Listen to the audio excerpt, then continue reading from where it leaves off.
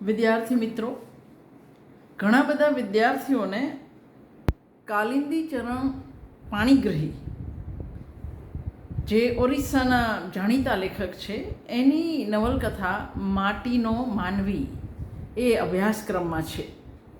તો આજે આપણે કાલિંદી ચરણ પાણીગ્રહીની માટીનો માનવી નવલકથાની વાત કરીશું. સૌથી પહેલાં એક વાત જે ખાસ કરીને નેટ સેટ જીપીએસસીની પરીક્ષાઓમાં નડે તે, આપણા ઘણા બધા વિવેચકોએ એવું લખ્યું છે કે માટીનો માનવીને કેન્દ્રીય સાહિત્ય અકાદમીનો પુરસ્કાર મળેલો છે. વિદ્યાર્થી મિત્રો, એક વાત નોંધી લેજો, આ નવલકથાને અથવા તો આ લેખકને, કાલિંદી ચરણ પાણીગ્રહીને કદી પણ સાહિત્ય અકાદમીનો પુરસ્કાર મળ્યો નથી. એટલે આપણા જે વિવેચકો આ એમના લેખમાં એમણે લખ્યું છે એ ખોટું છે. 1971માં સાહિત્ય અકાદમી દ્વારા એમને અકાદમીની જે ફેલોશિપ છે એ પણ બહુ ક્રેડિટ છે એને પણ મળે, એ ફેલોશિપ એમને મળેલી, એમને કદી અકાદમી એવોર્ડ મળ્યો નથી. એટલે નીચેનામાંથી કોને અકાદમી એવોર્ડ નથી મળ્યો એવું પૂછે અને તમારી પાસે માહિતી હોય કે માટીનો માનવીને મળેલો છે, તો એ ખોટી માહિતી છે. કાલિંદી ચરણ પાણીગ્રહી 2 જુલાઈ 1901માં જન્મ અને 15 મે 1991માં મૃત્યુ, બરાબર 90 વર્ષ જીવ્યા. એ ઉડિયા ભાષા એટલે ઓરિસ્સાની ભાષા, એના જાણીતા કવિ, નવલકથાકાર, વાર્તાકાર, નાટ્ય લેખક અને નિબંધકાર. 1934માં એમણે માટીર માનુષ શફાડ્યો, માટીર રસ્વ માટીર માનુષ નામે 125 પાનાની કુટુંબ કથા લખી, જેનો અનુવાદ માટીનો માનવી તરીકે કોણે કર્યો અનુવાદ? તો નારાયણ દેસાઈ અને ઉત્તરા દેસાઈએ. નારાયણ દેસાઈએ તમસનો અનુવાદ પણ કર્યો છે, એ આપણને યાદ રહે. ભારતીય સંયુક્ત કુટુંબ વ્યવસ્થા અને માનવીય મૂલ્યોની વાત કરતી આ નવલકથાને કેન્દ્રીય સાહિત્ય અકાદમીએ ભારતની અન્ય ભાષાઓમાં અનુવાદ કરવા માટે પસંદ કરી. એના કારણે લગભગ આખા દેશમાં આ નવલકથા જાણીતી થઈ. એટલે સાહિત્ય અકાદમીએ એને અનુવાદ માટે પસંદ કરેલી છે, એવોર્ડ માટે નહીં. જાણીતા ફિલ્મકાર મૃણાલ સેને આ નવલકથા પરથી 1966માં માટીર માનુષ નામે ઉડિયા ફિલ્મ બનાવી હતી અને આ ફિલ્મને રાષ્ટ્રીય પુરસ્કાર પણ મળ્યો હતો. 1971માં કેન્દ્રીય સાહિત્ય અકાદમીની ફેલોશિપ મેળવનાર પાણીગ્રહીને એમના સમગ્ર સાહિત્યિક પ્રદાન માટે 1971માં પદ્મભૂષણ પુરસ્કાર પણ મળ્યો હતો. માટીર માનુષ એટલે કે માટીનો માનવી એવા લોકોની કથા છે જે માટીમાં જન્મ્યા, માટીમાં મોટા થયા, માટીના ઘરમાં જ રહ્યા, માટી ખોદીને પેટ ભરતા શીખ્યા અને અંતે એ જ માટીમાં મળી ગયા. ટાઢ, તડકો, હિમ કે વર્ષા કશાને ગણકાર્યા વગર 12 મહિના, 6 ઋતુ, 360 દિવસ ખેતરમાં કાળી મજૂરી કરી કોળીઓ ભાત ખાઈ સૂઈ જનારાઓની આ કથા છે. યુગો વીતી ગયા કામ કરતાં કરતાં, પણ હજી દેહને ઢાંકવા એમને એક ડગલો નથી જડ્યો. 3 વારનું એમનું પંચિયું કદી 4 વારનું નથી થઈ શક્યું. એવા માટીના માણસોની આ વાત છે. સદીઓથી ભારતીય સંસ્કૃતિની સુગંધ અને માનવીય મૂલ્યોને સાચવીને બેઠેલા આ માટીના માનવીઓ ભલે ભણ્યા ન હોય, પણ રામાયણ, ભાગવત, મહાભારતની કથાઓ એમને ખબર છે. આ પરંપરાગત વારસો પેઢી દર પેઢી સચવાતો આવે છે. મૂળભૂત જીવન મૂલ્યો જેવા કે અહિંસા, સત્ય, ત્યાગ, સહિષ્ણુતા, કુટુંબ પ્રેમ, સર્વોદયની ભાવના એમના જીવનમાં ધર્મ જેટલું જ સ્થાન ધરાવે છે. હું ધર્મ એટલે નથી બોલતી કે અહીંયા આખી નવલકથામાં ધર્મ શબ્દ વપરાયો છે. રામાયણના કથા ઘટકની સમાંતરે લેખકે વાત માંડી છે એક કુટુંબની. રામાયણનો કથા ઘટક એટલે મોટિફ. રામાયણની મુખ્ય કથા શું? પિતાના વચન માટે સર્વસ્વનો ત્યાગ કરીને નીકળી પડતા રામ, એની પાછળ જતા સીતા. આ કુટુંબ કથા નિમિત્તે ભારતીય સંયુક્ત કુટુંબ વ્યવસ્થા ટકાવવા જરૂરી જીવન મૂલ્યોની એ વ્યવસ્થાને તોડવા માટે એમાં રોડા નાખનારા પરિબળોની કથા પણ લેખકે સમાંતરે કહી છે. ઓરિસ્સાના કટક જિલ્લાના વિરૂપા નદીના કાંઠે વસેલા નાનકડા ગામ પ્રધાન તમને જેમ યાદ રહે એમાં પ્ર નહીં પણ પધાનપાડાના શામુ પધાનના કુટુંબ નિમિત્તે માટીનો માનવી ભારતીય સંયુક્ત કુટુંબ પ્રથાની વાત કરે છે. બધા દુઃખને કર્મનું ફળ માનતો, ધર્મને ધારણ કરીને જીવતો, બીજા માટે જે થાય તે કરી છૂટતો સાવ સામાન્ય માટીનો માણસ છે આ શામુ પ્રધાન નહીં, ખોટું છે, અંગ્રેજીવાળા વાપરે છે એટલે આપણને પણ જીભે પ્રધાન જ ચડી ગયું છે, પણ પધાન.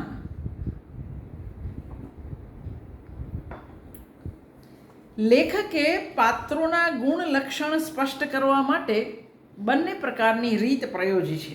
મોટા ભાગનું તેઓ પોતે જ કહી દે છે, થોડુંક પાત્રોના કાર્ય અને સંવાદો દ્વારા તથા ગામ લોકોની વાતચીત દ્વારા ઉઘડતું આવે છે. જીવન, ધર્મ, મૂલ્યો વિશેની ફિલસૂફી મોટે ભાગે લેખક દ્વારા સીધી જ વ્યક્ત થઈ છે. માણસ વચ્ચેના સંબંધોનું બારીક નજરે નિરૂપણ કરતા લેખક સંયુક્ત કુટુંબ પ્રથા સામેના જોખમો તરફ પણ આપણું ધ્યાન દોરે છે. ભારતના ગામડામાં ચાલી આવતી સંયુક્ત કુટુંબ પ્રથા કઈ રીતે ટકી શકે તે કહેવા લેખકે શામુ પધાનના કુટુંબને પસંદ કર્યું છે. શામુ પધાનનું ઘર છે તો કાચું, માટીનું, છતાં ગામ સહિત આસપાસના વિસ્તારોમાં આ ઘર જાણીતું છે. ભલે એના ઘરમાં પથ્થરના પગથિયા ન હોય, ભલે એની ભીંતો ઈંટોની બનેલી ન હોય, ભલે પેઢી દર પેઢી આ ઘર કેટલી બધી વાર પડી ગયું હોય, એકવાર બંધાય તો બહુમાં બહુ 10 વર્ષ ટકે. માટીની ભીંતો, પરાળનું છાપરું કેટલા દિવસ ટકે? કેટલા દિવસ પવન અને પાણીના ઝંઝાવતો ખમી શકે? પણ બાપ દાદા એવા ખડતલ કે ઘર પડી જાય તો 2 દાડામાં પાછું ઊભું કરી દે. શામુ પધાને પોતે જ આ રીતે 3 વાર ઘર ઊભું કર્યું છે. ભારતીય સંસ્કૃતિ પર સદીઓથી જાત ભાતના આક્રમણો થયા, પણ ભારતીય પ્રજાએ એ સંસ્કૃતિને ફરી ઊંચી ડોકે જીવતી કરી એનું જાણે કે શામુ પધાનનું ઘર પ્રતીક બની જાય છે. શામુ પધાનનું ઘર ગામમાં મોટું ગણાતું, કદની દૃષ્ટિએ નહીં પણ ઘરના લોકોની સાર માણસાઈ અને રખરખાવટને કારણે. ગામમાં કોઈના પણ ઘરે કજિયો કંકાસ થાય તો લોકો શામુ પધાનને બોલાવતા. શુભ અશુભ બંને પ્રસંગે એની હાજરી અનિવાર્ય ગણાતી. ન તો શામુ પ્રધાન જ્ઞાની પંડિત હતા, ન કાયદા કાનૂન કે વૈદકના જાણકાર હતા, ન ગ્રહો વાંચનાર હતા, ન એમને હિસાબ કિતાબની કશી ગતાગમ હતી, પણ એમના હાજર હોવાથી લોકોને હૂંફ મળતી. કોઈને કંઈ ચીજ વસ્તુની જરૂર પડે, જાનૈયાને જમાડવા હોય કે અડધી રાતે કોઈ માંદું પડ્યું હોય, શામુ પધાન દોડતા જ હોય સૌ માટે. કોઈ ધારો કે વિપત્તિ પ્રસંગે એમને ન બોલાવે તો એ જાતે જઈને ઊભા રહેતા અને કહેતા પણ ખરા કે મલ્યા શામલો શું મરી પરવાર્યો. મનમાં એ જ મોઢે બોલે, જરાય પેટ મેલા નહીં. ગામમાં કોઈના ઘરમાં કજિયા કંકાસ પતે નહીં તો બેઉ પક્ષને પગે પડી શામુ પ્રધાન એમની વચ્ચે સમાધાન કરાવે. મોટા ભૂપને તે સાચી વાત મોઢા પર કહી દે, પણ પાછા એને જો મુશ્કેલી પડે તો ખભો ધરવામાં પાછા ન પડે. શામુ પ્રધાનની ઘરવાળી રામી પણ એક આદર્શ ભારતીય ગૃહિણી છે. ઘર ખેતર સાથે પરોણા એટલે મહેમાન પણ સાચવી જાણતી. બંને વહુઓ સૂતી હોય ત્યાં વહેલી સવારે ડોશી ઘર આંગણું લીપી ગુપીને એવું તો ચોખ્ખું ચણાક કરી નાખે કે એની ઉપર ભાત પીરસીને ખાઓ તો પણ તમને વાંધો નહીં આવે. ઘરમાં ધાન, અડદ, મગ, સૂકવેલી કેરી અને જાત ભાતના અથાણા સાચવી રાખતા ડોશીનું દિલ બહુ ઉદાર હતું. પડોશીની ગૃહિણી ક્યારેય એને ત્યાંથી ખાલી હાથે પાછી ન જતી. ડોશી એના છેડે કંઈ ને કંઈ બાંધી આપીને કહેતા, કેમ અલી પોરી, ઘરમાં મારે ભલે ને કાંઈ નહીં હોય તેથી શું થયું? તારા પોયરા સામે જોઉં તો મારા પોયરા સામું કોક તો જોશે ને. ગામમાં કોઈ જોગી ભિખારી આવે તો ગામ લોકો રામીનું ઘર જ ચીંધતા. મોટો દીકરો બરજુ અને નાનો દીકરો છકોડી. તમને નામ પરીક્ષામાં બહુ પૂછે છે એટલે ખાસ યાદ રાખવા. મોટા દીકરા બરજુને માં ઉચ્છેદીઓ કહેતી અને નાના દીકરા છકોડીને અવળચંડો કહીને બોલાવતી. બંને દીકરા જેટલું જ માં બંને વહુઓનું પણ ધ્યાન રાખતી. નાની વહુ ઉંમરમાં નાની હતી એટલે એને પાસે બેસાડીને વાળ ઓળી આપે, તેલ નાખી આપે વગેરે. અને મોટી વહુ જરાક જલ્દી અકળાઈ જતી એટલે બેઉ વચ્ચે નાની નાની લડાઈ તો ચાલે જ રાખતી. ડોશી સમજતા કે જુદી જુદી માના પેટે પડેલી વહુઓ એકમેકની વાત નથી સમજવાની. નાની વહુ નેત્રમણી પૈસાદાર ઘરની દીકરી હતી અને એટલો દાયજો લાવી હતી કે ગામની સાસુઓ પોતપોતાની વહુઓને એનો દાખલો દેતી. નેત્રમણીને કોઈ નાનું કામ પણ ચીંધતું તો એ મોં બગાડતી. ઘરના મોટા ભાગના કામ મોટી વહુ જ કરતી. 4 સંતાનની માં હોવાથી પણ કદાચ એ નેત્રમણીની ઈર્ષાનો ભોગ બની હોય એવું બને, કારણ કે નેત્રમણી સંતાનહીન છે. સાસુનું મુરબ્બીપણું, કોઈને આપવા મૂકવાનું કામ પણ નેત્રમણીના સ્વભાવના કારણે મોટી વહુના ભાગે જ આવ્યા. સાસુ જરાક આઘા પાછા થાય એટલે લાગ જોઈ નેત્રમણીને વાણી ફૂટતી. મનમાં આવે એ બધું જ બોલી નાખતી. ઘરમાં થયેલી વાતોનો વઘાર કરી એ છકોડીને સંભળાવતી. ડોશીને સતત ચિંતા રહેતી કે આ બે વહુઓને કારણે ક્યારેક આ ઘરના ભાગલા પડશે. નાના દીકરા છકોડીના પગમાં ચક્કર હતા. ગામ આખામાં આંટા મારવા, નાટક કે ભવાઈ જોવા જવું, રમવું, મેળે જવું એ જ એના કામ હતા. પોતાનું ખેતર અને ખળું કઈ દિશામાં હતા એની એને જરાય પડી નહોતી. જ્યાં ત્યાં રખડીને ઘરે આવે એટલે તરત ખાવાનું માંગતો અને જો ખાવાનું આપતા જરાક વાર લાગે તો હાંડલા અને માટલા ફોડી નાખતો. પત્ની ગમે એટલો ચડાવે તોય છકોડીને મોટા ભાઈના છોકરા વહાલા લાગતા. મેળે જાય ત્યારે બરજુના છોકરા માટે ખાવાનું અને જાત ભાતના રમકડા લાવતો અને પછી ઓરડીમાં જાય એટલે નેત્રમણીની ભરપેટ ગાળો ખાતો. પત્નીથી ડરતો છકોડી પછીથી છોકરાને છુપાઈને વાલ કરી લેતો. મોટા ભાઈ બરજુ કદી જૂઠું ન બોલે, ખોટું ન કરે એની છકોડીને ખાતરી. અક્કલના અધૂરા રહી ગયેલા છકોડીને કમાવા માટે કલકત્તા જવું હતું. પણ શામુ પ્રધાન એને કહેતા, કેમ રે, ગામની માટી કંઈ ગંધાઈ ઉઠી? બાપ દાદાની 7 પેઢી તો અહીંની અહીં ગઈ અને તું મોટો કમાઈને ચાંદીના ચોક પૂરવાનો. છકોડીની સુવાની ઓરડીનું લેખકે ઝીણી નજરે જે વર્ણન કર્યું છે તે ઓરિસ્સાના ગામડાના મોટા ભાગના ઘરની હાલત દર્શાવે છે.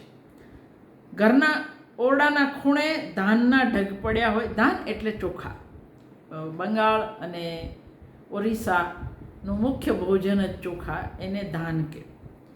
ખૂણે ધાનના ઢગ પડ્યા હોય, ડાંગરના પૂળા લટકતા હોય, શીકા લટકતા હોય, હાંડલા, કલેડા, કોઠીઓ, પેટી, પટારા વચ્ચે થોડી જગ્યામાં અસંખ્ય જીવજંતુ અને ઉંદરોની જમાત વચ્ચે સૂઈ રહેવાનું. લેખક લખે છે, એકંદરે જોતા આખો ઓરડો જીવજંતુ અને સરસામાનનો છે. માણસને જાણે કે દયા કરીને એમણે 4 હાથ જગ્યા કરી આપી છે. છકોડીની ઓરડી કરતાં પણ ડોસા શામુપધાન અને બરજુની ઓરડીની દશા તો વધારે ખરાબ હતી. મોટો દીકરો બરજુ ગામની ચાટશાળામાં થોડુંક ભણી જમીનની મોજણી કરતાં અમીનની નોકરી કરતો હતો. શામુપધાને એને ઘણીવાર નોકરી છોડી દેવા કહ્યું. જરૂર શી છે? ભોંય ખેડવામાં તો બાપ દાદાની 7 પેઢી વીતી ગઈ. હળ લાકડું મૂકી કલમ ઝાલી આપણે વળી ક્યાં સ્વર્ગે પહોંચવાના? કયા સ્વર્ગે પહોંચવાના? નોકરીને કારણે બરજુને બહારની દુનિયાની હવા જરાક અડી છે. બાપને જવાબ આપતા બરજુ કહે છે, નોકરી છોડી દઈએ તો વર્ષે વર્ષે જે વીઘું અડધું વીઘું જમીન વેચાતી લેવાય છે એ પછી ન લેવાય ને. પિતા ઉપનિષદોના અર્ક જેવું સત્ય દીકરાને સંભળાવે છે. અરે ગાંડા, ધન એકઠું કરવું એ તો ગાંડ પણ છે. દીકરો યોગ્ય હોય તો ધન સંગ્રહની જરૂર નથી, અને જો દીકરો અયોગ્ય હોય તો કોના માટે ધન સંગ્રહ કરવાનો? આખી દુનિયાના મજૂરો ખેડૂતો વતી બોલતા હોય એમ શામુપધાન દીકરાને કહે છે, આ કળ કારખાના, રેલ, જહાજ, કોઠી, હવેલી શી રીતે થયા? આપણા ગરીબોના લોહી નીચોવાઈને તો એ બધું બન્યું છે. 2-4 સાહેબ બાબુ લોકોએ મળીને બનાવ્યા. શામુપધાન એક આદર્શ ગામ, આદર્શ જગતની કલ્પનામાં રાચે છે. એ દીકરાને કહે છે, જો આપણામાંથી કોઈ ગુનેગાર ન હોય, ચોર ન હોય, કોઈ શોષક ન હોય તો અદાલત, પોલીસ, વકીલ વગેરેની જરૂર શી હતી? પણ આપણે પાપી છીએ એટલે જ તો આટલા કારકુન, વકીલ, હાકેમ, અમલદાર, સિપાઈ, પટ્ટાવાળાઓ બધું છે ને. જો આપણે સારા હોઈએ તો આટલા હાકેમ શું કામ જરૂર પડે? પોલીસ, વકીલ, મુખત્યારની શી જરૂર? આટલા જેલખાના શું કામ બનાવવા પડત? શામુપધાનની કલ્પનાનું આ જગત એમની પોતાની દૃષ્ટિએ રંગદર્શિતા નથી. એમના સમયમાં ક્યાંય બહારની પોલીસ કે જેલની જરૂર પડતી નહોતી.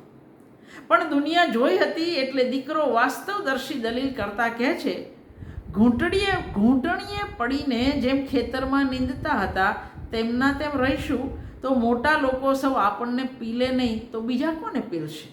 બરજુએ ગામડે હરિમિશ્ર જેવા દાંડ, શોષણ કરનાર જોયા છે. જમીન ઓળવી જનાર, વ્યાજે પૈસા આપી લોકોને ખતમ કરી નાખનાર વ્યાજખોર હરિમિશ્રને એને જોયા છે. એટલે એને પિતાની બધી વાત ગળે ઉતરતી નથી.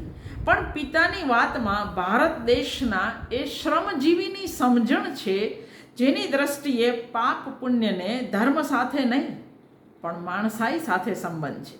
એટલે પિતા બરજુને કહે છે, ધન દોલતથી બધું ખરીદાય બાપુ, પણ પુણ્ય નથી ખરીદાતું. પુણ્ય તો કેવળ માણસાઈથી ખરીદાય છે.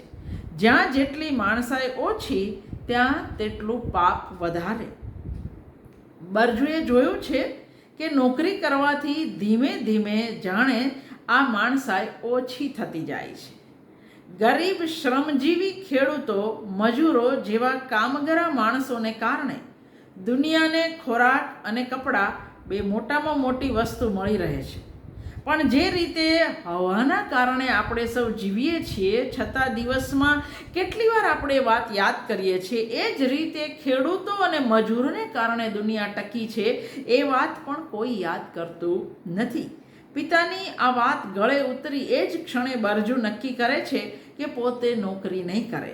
ઢેફા તોડવા એ તો પોતાની 7 પેઢીનો ધંધો છે. મોટા ભાગની ભારતીય નવલકથાઓમાં સ્ત્રીઓ વિશેની માન્યતા લગભગ સરખી જ જોવા મળે છે. એટલું જ નહીં, સ્ત્રીને હીણી ચિતરતી આ માન્યતાઓ મોટે ભાગે સ્ત્રીઓ દ્વારા જ સચવાઈ પણ છે અને કહેવાય પણ છે. અહીં બંને વહુઓ લડે ત્યારે સાસુ એમને કહે છે, અલીઓ, અસ્ત્રી જન્મ બહુ પાપી જન્મ કહેવાય. કજિયો કરશો, ગાળો દેશો ને છેવટે ઘર ભાંગશો એમ જ નહીં. લેખક પણ ઉમેરે છે, બૈરાનો અવતાર એટલે હીન અવતાર. માર ખાય, ગાળ ખાય, બધું જ સહીને પડી રહે. એમને વળી ખાવાનું શું ને પહેરવાનું શું? મરદો અને બાળ બચ્ચાને સારું તો એમનું જીવન, એ જ એમનું સુખ, એ જ એમનું સારું નરસું. સ્ત્રીજનને વળી સુખ શું અને આરામ શું? ડોશી મર્યા ત્યારે ગામ લોકોએ કહ્યું, ડોશીમાના પુણ્ય ન હોત તો આમ છતે ચૂડલે પાકેલા વાળે સિંદૂર લગાવી વૈકુંઠ ન સીધાવ્યા હોત. ટૂંકમાં સ્ત્રીનું સઘળું સૌભાગ્ય એના પતિ થકી, એ આપણી મૂળભૂત માન્યતા ઘણી બધી ભારતીય નવલકથાઓની જેમ અહીં પણ વ્યક્ત થઈ છે. ડોશીના મૃત્યુ પછી 6 જ મહિને ડોસાને પણ મોતનું તેડું આવે છે. મરતી વેળા ડોસા બરજુને કહે છે, તમે 2 ભાઈ છો, એક વાત યાદ રાખજો, ખેતર વચ્ચે પાળ ઊભી ન કરવી પડે, ઘરના આંગણા વચ્ચે વરણાઈ ઊભી ન કરવી પડે, એનું ધ્યાન રાખજો. ખેતર વચ્ચે પાળ નહીં, એટલે ખેતરના ભાગ ન થવા જોઈએ, અને ઘરની વચ્ચે દિવાલ નહીં, ઘરના પણ ભાગ થવા જોઈએ નહીં. એનું તું ધ્યાન રાખજે. બરજુના બાળકોએ છકોડીએ ડોસાને રૂપિયા પૈસા ક્યાંય મૂક્યા હોય તો કહો એવું પૂછ્યું. દાદા ઉપર આંગળી દેખાડીને કહેશે, તમારા માટે હું શું મૂકતો જાઉં છું? તમારા માટે ધર્મ છે, ધર્મ. પિતાના મૃત્યુ પછી બરજુ ઘર, ખેતર, બધી જવાબદારી એકલા હાથે સંભાળે છે. કોઈની એક પાય ખોટી ન કરતા બરજુ પ્રધાનની પ્રમાણિકતા વિશે ગામ લોકો કહેતા. જગન્નાથ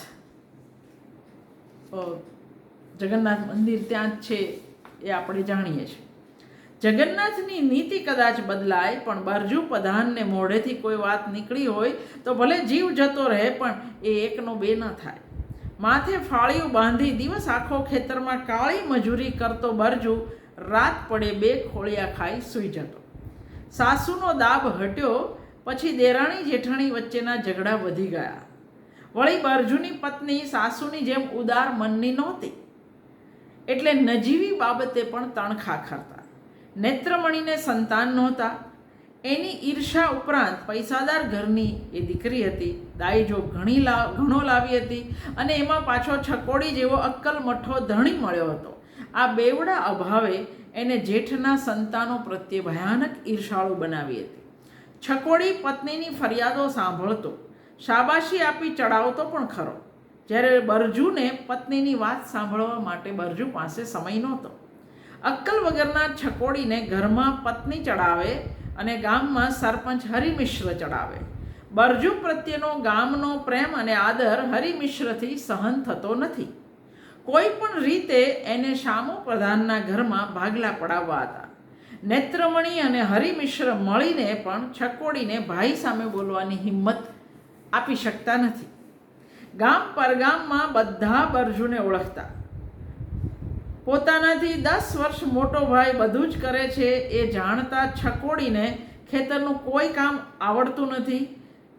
ગામમાં કે પરગામમાં કોઈને છકોડીનું નામ પણ નહોતી ખબર. પત્ની દિવસમાં 10 વાર બાયલો કહે તોય છકોડી ભાઈ સામે થવાની હિંમત ભેગી કરી શકતો નથી. દેરાણી જેઠાણીએ કામની વહેંચણી કરી છે, છતાંય ઝઘડા અટકતા નથી. ઉઠતા બેસતા ઝઘડા શરૂ થયા એટલે બરજુ પત્નીને સમજાવે છે, એ ન માને તોય દોષ એનો નહીં, તમારો. કેમ કે તમે મોટા છો. તમારા બંનેના મન ઊંચકાયા છે, એના માટે પણ તમે જ જવાબદાર છો, કારણ કે તમે મોટા છો. મોટી સમજવા તૈયાર નહોતી અને નાનીએ તો મોરચો માંડેલો જ હતો. હવે છકોડી પણ ભાઈના સંતાનો માટે કશું લાવતો નહીં. હરિમિશ્રને મૂળ ઈર્ષા એ વાતની હતી કે પોતે સરપંચ હતો, અધિકારીઓ સાથે પોતાની ઉઠબેસ હતી, અને છતાં ગામ આખું બરજુને માન આપતું. 2 જણાની લડાઈમાંથી હરિમિશ્ર હંમેશા આર્થિક ફાયદો મેળવતો, એમને શહેરની અદાલતોમાં લઈ જઈને. પણ બરજુને કારણે હવે ઝઘડા હરિમિશ્ર સુધી પહોંચતા જ નથી. બરજુની તાકાત તોડવા જ મિશ્રે છકોડીને પાંખમાં લીધો હતો. છકોડી જુદો થાય તો મિશ્ર જાહેરમાં બરજુને નીચો દેખાડી શકે. ગામ આખાને શીખવવા નીકળ્યો છે તે પહેલાં તારા ઘરને સંભાળ, એવું એ એને કહી શકે. છકોડીને દુકાન માંડવાના પૈસા પણ બરજુએ જ આપ્યા હતા. ચડાયો ભલે હરિમિશ્રએ, પણ પૈસા તો ભાઈએ જ આપેલા.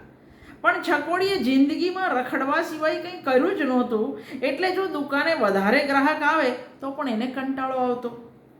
એમાં ધરમદાએ, ગામનો એક પુરુષ છે, એણે છકોડીને હરિમિશ્રની હાજરીમાં સંભળાયું, દુકાન તો માંડી છે પણ મૂળ સિલક નીકળે છે કે નહીં એ પણ જોવાનું રહ્યું. સંયુક્ત કુટુંબનો જે સૌથી મોટો ફાયદો હતો તે એ જ કે એમાં છકોડી જેવા કામચોર પણ સમાઈ જતા, સચવાઈ જતા. પણ છકોડી એ વાત સમજવા જેટલી અક્કલ ધરાવતો નથી, એટલે હરિમિશ્રનો દોરવાય છે. છકોડી અને એની પત્ની હાલતા ચાલતા બરજુની દીકરીના લગ્નમાં થયેલા ખર્ચા વિશે બોલ્યા કરે છે. કાળી મજૂરીથી કદી ન થાકતો બરજુ રોજના ઝઘડાથી થાકી ગયો. આખા ગામના ઝઘડા ટંટા સમાવતો બરજુ ઘરના ઝઘડા સામે લાચાર થઈ ગયો, ત્યારે એણે મૌન અને ઉપવાસનું શસ્ત્ર વાપર્યું. મૌન અને ઉપવાસથી બરજુ પત્નીનું હૃદય પરિવર્તન કરવામાં સફળ રહ્યો. પણ હરિમિશ્રના ત્રાસ સામે એ ગામને અહિંસાનું શસ્ત્ર અજમાવવાની સલાહ આપે છે. હરિમિશ્ર ધર્મને ઢોરમાર માર્યો એનો વિરોધ કરવા બરજુ ગામના લોકોને કહે છે, સામે મારવાને બદલે, કારણ કે ધર્મો કહે છે કે હું એને મારી નાખીશ અને પછી જેલમાં જઈશ. બરજુ ના પાડે છે, સામે મારવાને બદલે જો આપણે સૌ ધર્મને વીંટળાઈ વળીએ, એના ભાગનો માર ખાઈએ તો કેવું? આપણામાં મેળ નથી એટલે જ મિશ્ર જેવા લાભ લઈ જાય છે. ધારો કે આપણે એકમેકના સારામાં રાજી થઈએ અને માઠામાં ટેકો દઈએ તો? વર્ષોથી માર ખાતા આવેલા એકમેકની ઈર્ષામાં બળતા જળતા લોકોને બરજુની વાત ગળે નથી ઉતરતી. પણ બરજુના વારંવાર સમજાવ્યા પછી બધાના ગળે એક વાત તો ઉતરે છે કે મારનારો એકનો એક છે, પણ માર ખાનારા તો સેંકડો છે. કદી એક થઈને સામે ઊભા થયા જ નથી, એટલે હરિમિશ્ર જેવાની દાદાગીરી ચાલી જાય છે. અહિંસક રહીને માર ખાવાની વાત કરનાર, ઉપવાસ અને મૌનને શસ્ત્રની જેમ વાપરનાર બરજુને ગાંધી કોણ છે એ નથી ખબર. ગામમાં કોઈએ ગાંધી કે એના સત્યાગ્રહની વાત સુદ્ધા નથી સાંભળી. પણ લેખક તો ગાંધી અને એના સત્યાગ્રહોને બરાબર જાણે છે, એટલે એમના પાત્રો વગર જાણે સત્યાગ્રહ કરી શકે છે. એટલે જ બરજુ આપસૂઝથી ચાલ્યો છે તો ગાંધીના જ માર્ગે. ગામના લોકોને માર ખાવાની વાત પર બહુ ભરોસો નથી. માર ખાવાની તૈયારી પહેલી બતાવે કોણ? બરજુ ઊભો થઈને કહે છે, હું મિશ્રને પગે લાગીને કહીશ, ન સાંભળે તો ધર્માને ભેટીને ઊભો રહીશ. મારવું હોય એટલું મારો, ધર્મો મારો ભાઈ છે, એના માટે હું માર ખાઈશ. આ જીવ જાય ને તોય છોડવાનો નથી. આવા ખોટા માર અને ફજેતી જોવા કરતાં જીવ જતો રહે તોય શું? બરજુ અહિંસક રીતે સામનો કરવાની વાત કરે છે, સારા કામ માટે સૌને ભેગા થવાની હાકલ કરે છે. પણ સદીઓથી શોષાતી દબાતી ભારતીય પ્રજા કર્મવાદી થઈ ગઈ છે. એટલે યદુ દલીલ કરતો કહે છે, બરજુભાઈ, પણ માણસના હાથમાં તો કાંઈ નથી હો, પ્રભુ જ બધું ધાર્યું કરાવે. બરજુ હસીને એને જવાબ આપે છે, પ્રભુ તો આપણા વડે જ બધું કરે છે ને, માણસ શું ભગવાનથી જુદો છે? કર્મની ગતિ, માણસ અને ઈશ્વરના એક હોવાની વાત કરનારામાંથી અહીં કોઈ ભણેલું નથી. ભારતીય સંસ્કૃતિની કમાલ જ આ છે. અહીં વસનારો રામનો ત્યાગ, ભરતનું સમર્પણ, પાંડવોનો વનવાસ, સીતાની મુશ્કેલીઓ, કર્મની ગતિ, આ બધું વગર ભણે કથા વાર્તા ભજનો દ્વારા જાણે છે. આ બધું એમને કોણે કહ્યું એ પૂછવાનો કોઈ અર્થ નથી. સંસ્કૃતિ એ વહેતી નદી જેવી છે, એમાં જૂની કથાઓ સાથે નવી કથાઓ સતત ભળતી રહે છે. આપણી અભણ પ્રજાની કોઠાસૂઝ, એમનું ડહાપણ, માનવતામાં, સત્ય અને સદમાં એનો વિશ્વાસ, આ કથાઓમાંથી જ તો આવે છે.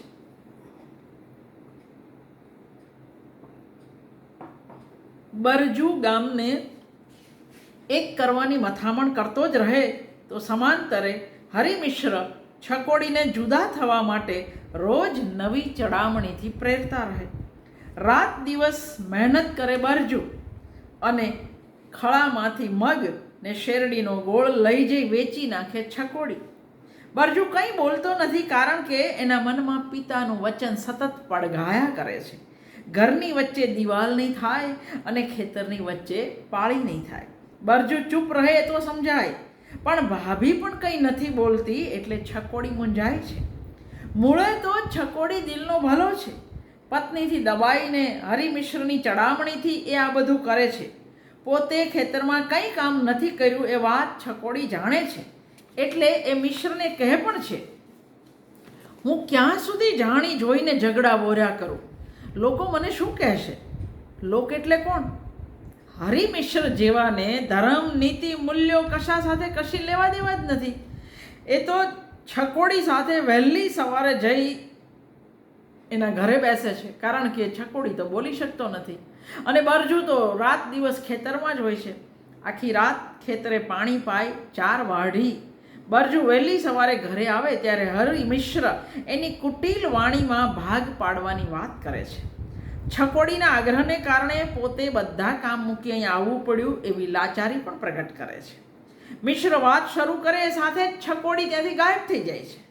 એટલે ધૂંધવાઈને મિશ્ર પણ પોતાના ઘરનો રસ્તો પકડે છે. બરજુ છકોડીને બોલાવે છે. એ કહે છે, મિલકત વહેંચાશે નહીં, આંગણામાં વાડ થશે નહીં, ફક્ત આપણે જુદા રહીશું. બધું તારું થયું, જા. ઘર બાર, ખેતર, બગીચા, ઢોર ઢાખર જે કંઈ છે એ બધું તારું. હું કાલે છોકરાઓને લઈને ઘર છોડીને જતો રહું છું. મિલકત બધી તારી, પણ ભાગ નહીં પડે. આ વાત સાંભળી આખું ગામ દોડી આવ્યું. બધા ટોળું વળી જતા બરજુની પાછળ ચાલ્યા, જાણે રામ, લક્ષ્મણ, સીતા વનવાસ નીકળ્યા અને આખી અયોધ્યા નગરી પાછળ ચાલી. ફરક એટલો જ કે અહીં પિતાના વચન માટે બરજુ પત્ની સાથે ઘર, ખેતર, ગામ છોડી રહ્યો હતો અને એને ઘર વટો, ગામ વટો દેનારો લક્ષ્મણ છકોડી પોતે હતો. ગામ તો સીમાડેથી પાછું વળે છે. ક્યાં જવું, કઈ દશે જવું એ નહીં જાણતા બરજુને કુટુંબ સાથે બાજુના ગામનો ગૌરાંગ સેણ હાથે પગે લાગી પોતાના ઘેર લઈ જાય છે. 4 દિવસ મારે ત્યાં રહો, પછી જ્યાં જવું હોય ત્યાં જજો એમ કહી બાળકની જેમ રડતા ગૌરાંગને બરજુ ના ન કહી શક્યો. ભાઈનો સામનો ન કરવો પડે એટલે છકોડી હાટ કરવા ભાગી ગયો હતો. મનોમન એને ભરોસો હતો કે કોઈ એમ ઘર, ખેતર છોડીને ચાલ્યું થોડું જાય. આ દેશમાં પિતાના વચન માટે બધું છોડીને ચાલી નીકળનાર ભગવાન રામનો દાખલો હતો, છતાં છકોડી આમ વિચારે છે. હાટમાં જ મળી ગયેલા ઉચ્છવ પાસેથી ભાઈ ગયા સાંભળી છકોડી સીધો ઘરે આવે છે. નિસ્તબ્ધ ઘરનો સુનકાર ખાવાધાય છે. ફળિયામાં ભાઈના છોકરા રમતા નથી. ઘર ગોઠવવામાં પડેલી પત્નીની વાતો આજે પહેલીવાર છકોડીને કડવી ઝેર લાગે છે. ઘરમાં જઈને જોયું તો ભાઈ ભાભી કશું જ સાથે લઈને નહોતા ગયા. હવે છકોડીની આંખો ચોધાર નીતરે છે. એ જઈને બરજુને મળ્યો. રડતા રડતા કહે છે, તમે જ્યાં જશો ત્યાં હું જવાનો. ભારતીય સંસ્કૃતિ ત્યાગીને ભોગવવાની વાત કરે છે તે અહીં અદ્ભુત રીતે સાચી પડતી જોઈ શકાય છે. સંયુક્ત કુટુંબ તો જ ટકી શકે જો ઘરના વડીલો જતું કરે, ઉદાર મનના બને.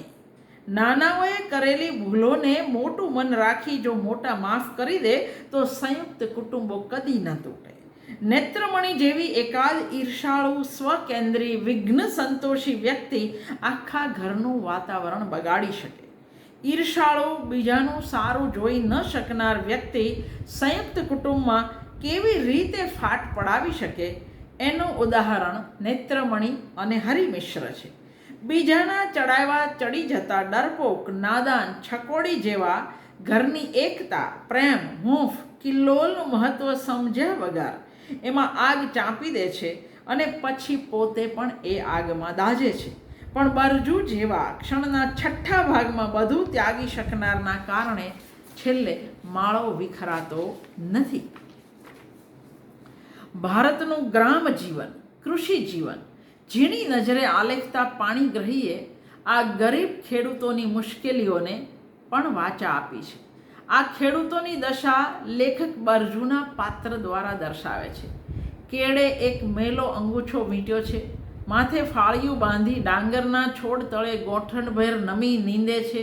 કેટલાય કાળથી કેટલાય બરજુ આ રીતે કાદવ ખૂંદી બરડે તાપ તડકો ખમી માણસ જાત માટે આહાર પીરસે છે. નથી આશા નથી ભાષા, છતી આંખે જોતા નથી, છતે કાને સાંભળતા નથી, જીભ છે ભાષા નથી. બહેરા આંધળા મૂંગા પોતાનું દુઃખ પોતે સમજતા નથી, પોતાની વાત પોતે કરી શકતા નથી.